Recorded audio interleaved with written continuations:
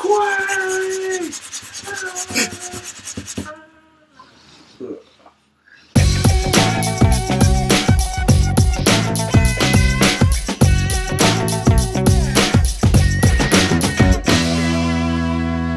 Hey, what's up, everybody? Welcome to another edition of On a Couch Talking Sports. As always, I'm Robbie. He's Kyle. Kyle, good to see you. How are you tonight? Nice to see you too. I'm a little tired, but I am excited because I'm going to Comic-Con this weekend. Oh, wow. Yeah, so excited. Rhode Island? Yeah! Yeah, I can imagine you being excited about that. So pumped. You have no idea. We're getting the nerdy references out of the way early tonight. Oh, yeah. Right away. Yep, Saturday. Yep, that's where I'll be. If you guys want to find me, that's where I'm going to be. In Providence. Yes. Yeah. But yeah, so for tonight's episode, what we wanted to do is we wanted to sort of get in our On a Couch time machine and go back to February of 2015. Because that is what, as many of you know, the New England Patriots won Super Bowl 49, defeating the Seattle Seahawks with a Malcolm Butler late-game interception, giving the Patriots their fourth Lombardi Trophy in franchise history, and fourth also since the year 2000 as well, if you really want to look at it that way.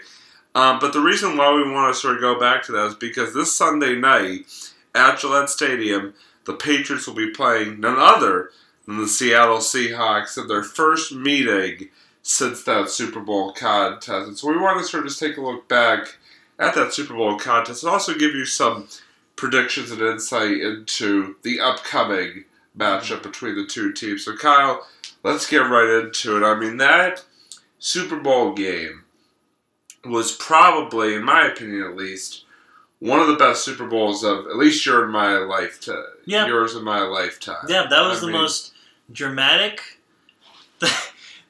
The ending just completely made up for it. Oh my god, that was kind of stressful, but it was a good game though. Very stressful because I mean, at the end of that game, you had one of the Seahawks make an amazing catch downfield that almost resembled David Tyree. Remember in the 2008 Super Bowl, sort of the hand on the helmet making the catch, their football on the helmet. Right. Wow, good memory. But yeah, so it was so stressful because you thought that, oh my god, here we go again. Like Seattle's going to come down with this game. And then all of a sudden, for whatever reason, Seattle elects to throw the football from the 1-yard line, and Malcolm Butler becomes an instant legend in New England with the interception to win the game. I mean, he really did. Like, Malcolm Butler's career was changed forever on that day, Kyle. It was. I mean, because he was just a rookie at the time, right? Like, people didn't really... rookie or like a second-year guy. He was very early in his career. Yeah, I forget exactly, but yeah, he was very early in his career. Nobody really knew who he was. No, and then nowadays you hear his name like everywhere now, and he's he's probably at like the top of a fantasy list and everything. Now, he's one of the top cornerbacks in all of football right now. Yeah. I mean, he's just that impressive, and for good reason too. Yeah. Oh yeah. They train him well there, I'll tell you that. Yeah. But that Super Bowl 49, just especially with all that had sort of been leading up to that game with the whole Deflategate and stuff. With all the drama behind that. We won't get into Deflategate. We've already got into it. And, just look at our episode history. You'll find at least like 10 episodes that talks about that. At we don't need to talk about that. But just with all the hype and the build-up and just everything that got on, the game really lived up to its billing. It was just so amazing to watch, whether you were a Patriots fan, a Seahawks fan, or just a football fan in general. It was very impressive. Yeah, honestly, it was just kind of nice because, after all that drama that happened, the Pats just came in, Bill Belichick, Brady, and the rest of the team, they said, you know what? Let's just play football. Let's just play a good game of football. That's right. You could tell they just went in with that mentality, and so did the Seahawks. They didn't let any of that drama get in the way. And the Seahawks were defending Super Bowl champions that year, too. That's right, because they did win the year before. They demolished Peyton Manning and the Broncos in Super Bowl 48. That was good. But yeah, so they were defending Super Bowl champions, so they had a lot on the line as well in that game. Yeah, actually, I will be honest. I will put. I probably would put Seahawks second to Patriots, especially because I do like Russell Wilson. My dad actually knew his dad. Really? Growing up, yeah. I think you told me that before. Yeah, I might have mentioned that. I know I mentioned that to you. I might have mentioned that on the show at some point too. But yeah, he knew it. Like they actually knew each other kind of growing up. I think it was like high school, college, kind of around that time. And yeah, so I do kind of have a bit of a soft spot for the Seahawks. And if they, when they win games, I get pretty pumped. I actually also picked Russell Wilson as my fantasy. That's right. That's right. You did. Yeah. By the way, I do have to ask, how is your fantasy team doing these days? I know we talked about it a few weeks ago. How's that going? Yeah, I had a good start. I think I won the first 4 games, and I think I'm at game 9 or 10. So yeah, I'm like 5 and 4. No, 4 and 5 now. So I've lost about 5 games in a row. Well, there's always this week. Yeah. So hopefully it'll look up a little bit. Like I mean, last week I won, but that's good. It was a little shaky the weeks before, so I'm working on it. I still got Russell Wilson up there, so hopefully he'll at least make some good plays. I'm not going to cheer on the Seahawks over the Patriots, but I'll still cheer on Russell Wilson though. That's very true. Well, best of luck to you, obviously, this week you. and that. And now I want to sort of fast forward a little bit to this weekend's game. This, like I said, going to be at Gillette Stadium. It's going to be Sunday Night Football, so 8:30 kickoff on Sunday on NBC. Patriots are coming off of their bye week. Mm-hmm. And kind of have to ask you, because I would, you played football, obviously, in high school. And not perfectly, but I played. No, but you were on the team. And so, it's interesting because this sort of thought just came to my mind. And that is, I would kind of liken a bye week in the NFL to perhaps that week, like in between, like the your 10th game of the season in high school and then the Thanksgiving game, like that sort of week and a half that you have off, kind of would be similar circumstance to an NFL bye week. So I guess what I wanted to ask you is, what does that do for like your mentality and with that long break? What does that sort of do for player, for in terms of team mentality and stuff like that? And does it help or does it hinder, or what? So what are your thoughts as a former football player? That's an interesting question. I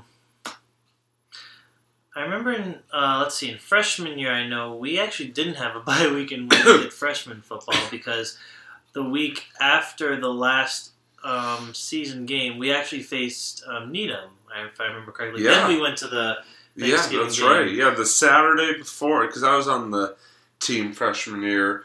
The Saturday before, the freshman and JV teams, for those of you who don't know, in Wellesley, the Saturday before Thanksgiving, the freshman and JV teams play Needham. Yeah. Freshman and JV teams, respectively. And so the freshman and JV games, and obviously the varsity doesn't play until Thanksgiving. So you're right. Freshman year is a little bit different. Yeah, and actually, same thing with, Well, sophomore and junior year I know I stopped playing after freshman year, but sophomore and junior year, I know for you probably was a little bit different because obviously you were playing in the JV game. Yeah, actually, for sophomore and junior year were a little more similar to freshman year because our games were actually the same since they were that Saturday before the Thanksgiving game. I never really actually had a bye week until senior year, until I was on the varsity team. Granted, I never really played in the Thanksgiving game senior year, but that's another story for another time. But just sort of take us through senior year, sort of having that week and a half sort of full break leading up to. I was gonna say though. I personally thought it was kind of nice. For me, I think it's nice because you're less likely to be injured. You can have a couple extra weeks of practice. You don't have to stress yourself out over winning another game. You can kind of, you have 2 nice weeks where you can, work on your drills and look over the plays and kind of study them. And I thought it was kind of nice actually to have it. I think it's good to at least have a 1 week off just to kind of take a break, take a breather.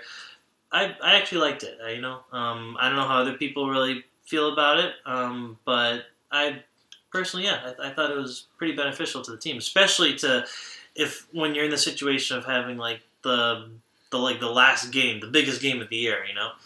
Yeah, I thought that was kind of nice. Absolutely. I mean, it could go either way. Obviously, some cases, a team can unfortunately kind of get into a lull there, and then all of a sudden, they're kind of behind the 8 ball, or a team can use it really to their advantage. You just never know. And we obviously, knowing Bill Belichick and the Patriots, they're going to be ready, despite having the week off last week. Oh, yeah. Which brings me to sort of the last portion of this is we are going to sort of attempt to make predictions for this game coming up on Sunday. Again, Patriots coming in right now, they've only lost 1 game all season long. They're 7-1. I don't know, unfortunately, off the top of my head, what the Seahawks record is. I'm just going to look that up. But I want to hear from you first, Kyle, while I look this up. Doing a little on-air research here.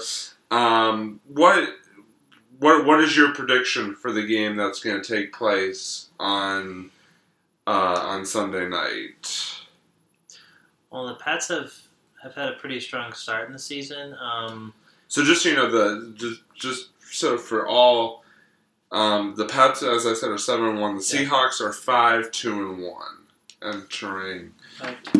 entering Sunday night's game.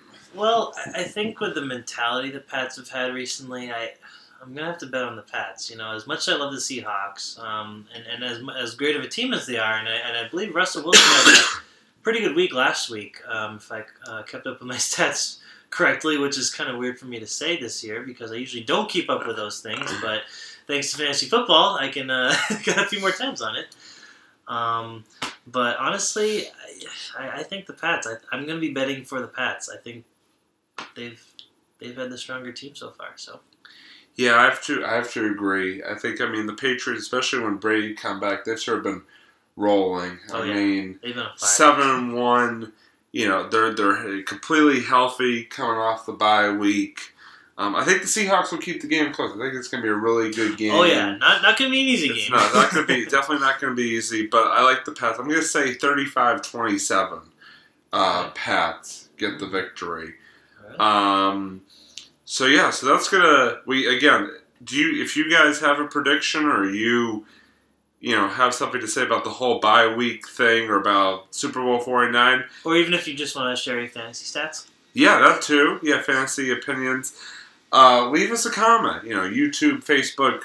We're on Twitter, as I said. Let us know what you guys think because we'd love to hear your opinions about this upcoming game. So that's going to bring us to our sort of final segment here, as we always do, with the monologues. I guess I'll go first. I didn't really have a whole lot this week. Robbie! Usually I'm the one that doesn't have anything. Starting.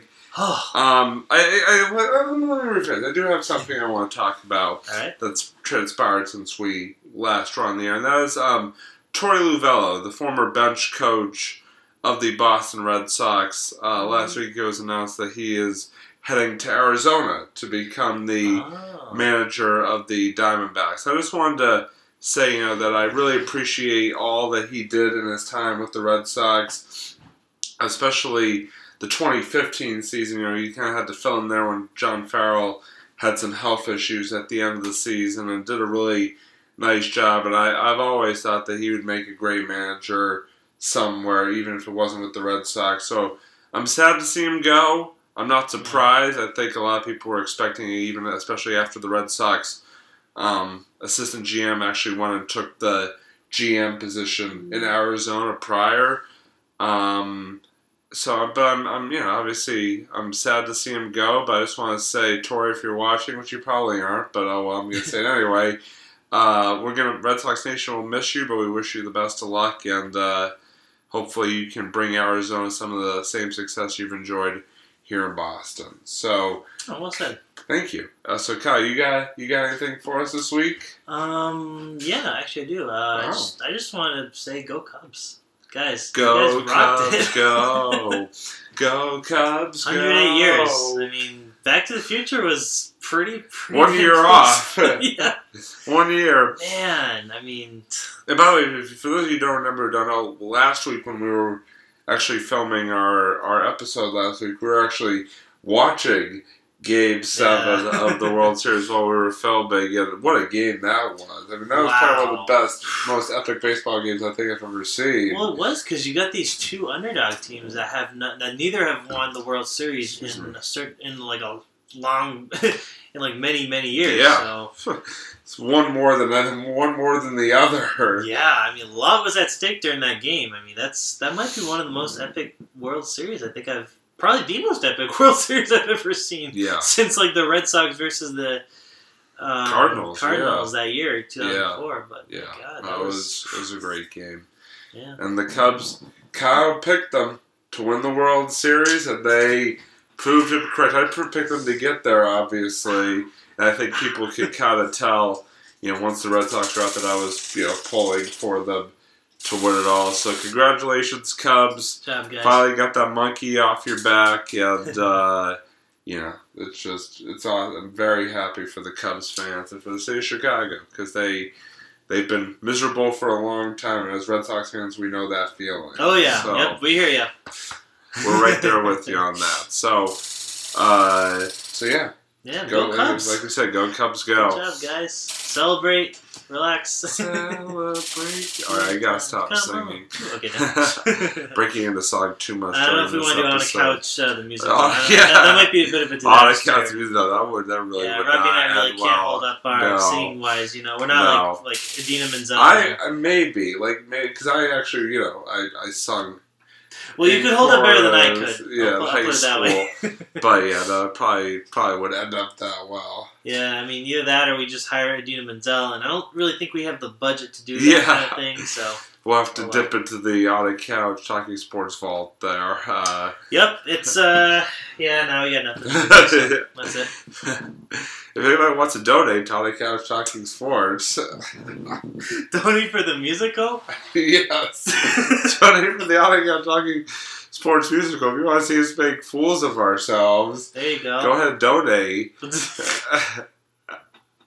But anyway, before we get exactly. Before we get completely off the rails here, we're gonna call it an episode. Thanks for watching, as always. He's Kyle. I'm Robbie, signing off here from the couch. We will see you next time on the Couch Talking Sports. Goodbye, everyone.